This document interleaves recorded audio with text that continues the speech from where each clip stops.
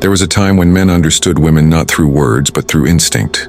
Before psychology, before dating apps, before the endless noise of social media advice, men simply knew. They could sense deceit before it spoke, feel desire before it was confessed. They lived by unspoken codes, ancient truths about female nature that guided how they loved, fought, and ruled. But modern men have forgotten. They've traded instinct for information, swapped wisdom for data, and now they drown in confusion, wondering why she loses respect, why she withdraws, why she tests him until he breaks. We live in an age where men try to understand women through logic, but women are not logical creatures in the realm of desire. They are emotional, intuitive, symbolic. They speak in feelings, not facts, and the man who forgets this is doomed to chase ghosts. Men today think they can debate their way into attraction, as if explaining your worth makes her want you. But the ancient man didn't explain himself. He embodied himself. He didn't argue for respect. He commanded it, because deep down he knew one thing. Women don't fall in love with words, they fall in love with energy. That's the first forgotten truth. Every time a man over-explains, justifies, or seeks approval, he weakens the invisible current that draws a woman in. Women are not attracted to logic. They're attracted to presence, to certainty, to quiet power. You can see it in nature. The lion doesn't beg to be respected, he simply is. The eagle doesn't explain why it flies higher, it just does. The ancient man knew a woman doesn't want to lead. She wants to feel safe following a man who knows where he's going. But in our modern world, men have been told that leadership is toxic, that dominance is problematic, that emotional expression means softness. So they suppress their masculine nature and then wonder why women stop desiring them. Here's the paradox. The more you try to become what society says a good man should be, the more you lose the magnetic energy that makes women feel alive around you. And so begins the decay, where men become emotionally neutered, over-empathetic, and disconnected from their primal essence. They become predictable, tame, safe, and women, sensing no polarity, start to withdraw. Not because they're cruel, but because nature punishes weakness. This video is not about hating women. It's about understanding them again through the eyes of ancient wisdom that modern men have forgotten. Because until you remember these truths, you'll keep playing the wrong game. Let's start with the first one, the truth of desire. Here's the truth no one dares say out loud. Women aren't drawn to peace, they're drawn to polarity. Modern men think being nice is enough. They think stability, comfort, and constant availability will make her love them. But the ancient man knew something our generation has forgotten. Desire doesn't grow in comfort, it grows in tension. Women don't want a life that feels safe but soulless. They crave the energy of a man who makes them feel, a man who pulls them into emotional chaos. The kind that ignites her instinct to submit, to surrender, to follow. It's not about manipulation, it's biology. The female psyche is drawn to challenge. It's wired to seek out power, not the kind that shouts, but the kind that radiates calm danger. A woman doesn't fantasize about the man who texts her all day. She dreams of the one who disappears into his mission, leaving her wondering what he's thinking. That's the tension, the space where her desire lives. Men today smother that space. They confuse affection with availability and kill attraction with predictability. They forget that mystery is masculine currency. The ancient man understood that to lead a woman you must remain unknowable, a world she can enter but never fully conquer. Because the moment she completely understands you, she stops feeling the spark that made her crave you in the first place. This is why she tests you. This is why she stirs drama when things are too calm. She's unconsciously trying to find out, are you still the man? Are you still the man I admired, or have you softened? Most men fail this test. They take her emotional storms personally. They beg, they explain, they overreact. And in doing so, they reveal their emotional fragility. The ancient man didn't play that game. He stood still in the storm, calm, grounded, untouchable, because he knew her chaos is not a threat. It's her way of checking your strength. Here's the paradox of desire. Women say they want peace, but what they mean is they want a man who brings peace to chaos. They don't want comfort, they want command.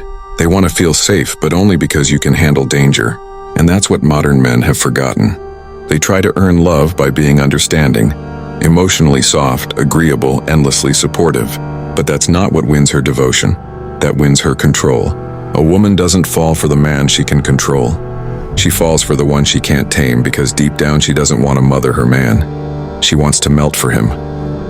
If you want to awaken real attraction, stop trying to make her comfortable. Make her feel alive. That's the second ancient truth. Desire lives in polarity. And when you master it, you stop chasing women because they start chasing you. Here's the brutal truth. A woman doesn't love you for what you say. She loves you for what you embody. Men today talk too much. They explain their boundaries, justify their choices, announce their values, hoping she'll understand. But women don't listen to words the way men do. They feel the man behind them. A weak man can recite every line from a self-help book and still be ignored. A strong man can stand in silence and be obeyed. That's because respect isn't requested, it's sensed. The ancient man didn't tell a woman how powerful he was. She felt it in the way he moved, in the way he looked at her, in the way he carried himself through the world. His presence spoke before his mouth ever did. Modern men have lost this presence.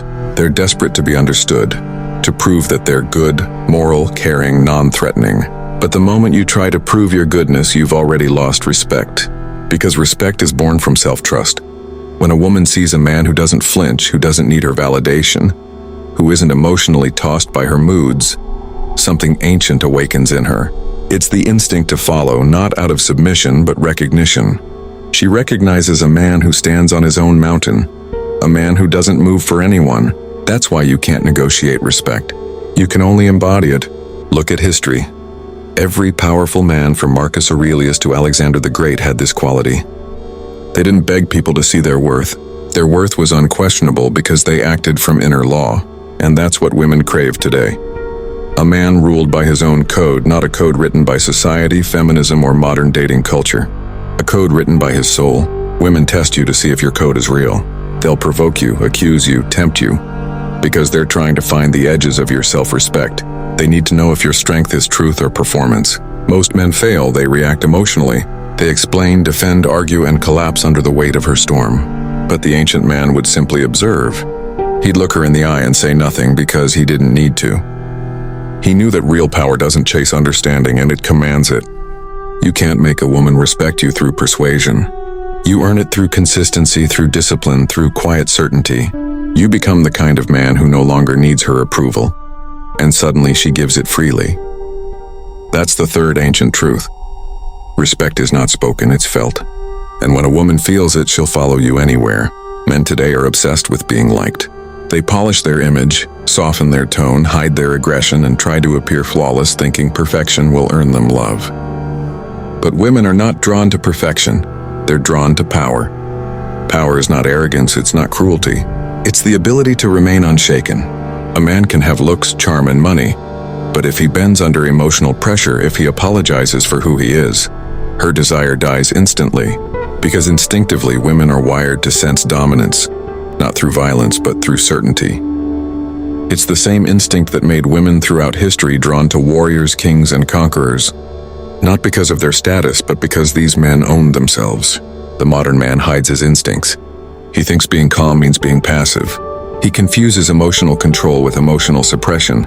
He buries his fire until it turns into quiet resentment, and then wonders why she no longer looks at him like she used to.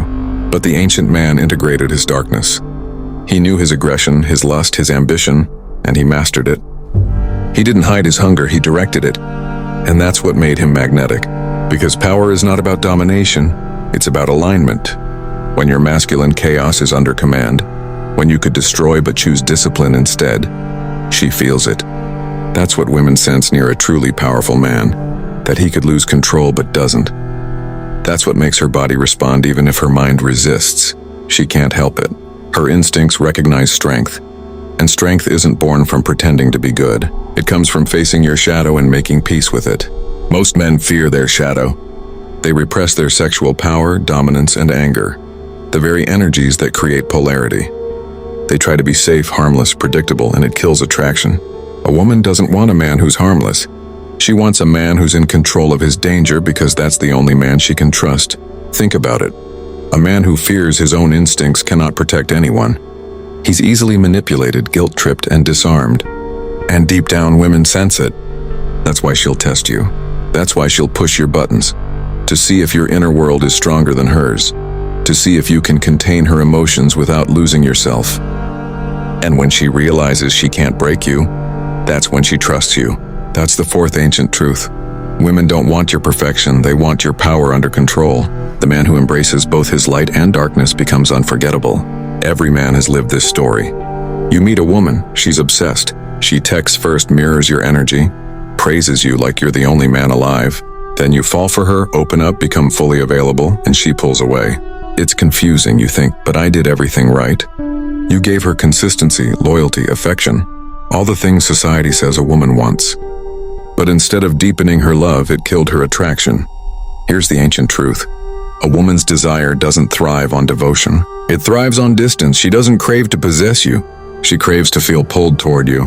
The moment she senses she owns you completely, desire fades. Masculine and feminine are magnetic opposites, and magnetism requires space. Too much closeness kills it. Too much certainty kills it, because the essence of attraction is uncertainty. The ancient man understood this instinctively. He provided protection, leadership, and love, but he always remained slightly unreachable. He was there yet apart, loving yet untamed, committed yet free. That paradox drove her wild. Modern men have forgotten this dance. They confuse love with merger. They pour all their energy and identity into her world and lose their polarity in the process. They become her emotional mirror instead of her mountain, and when a man gives up his mission, he loses her respect. Because she didn't fall for a man who needed her. She fell for the man who had a life without her. His ambition, his focus, his fire. When he gives that up, she sees him differently. That's when she says, "You've changed." No, you didn't change. You just stopped being the man she respected. The feminine needs to feel your life is bigger than her, that your mission exists with or without her approval. That's what creates emotional polarity. When she senses she can't fully have you, only experience you, that's what keeps her invested. It's not about games, it's about balance. You don't punish her with distance, you reward yourself with focus.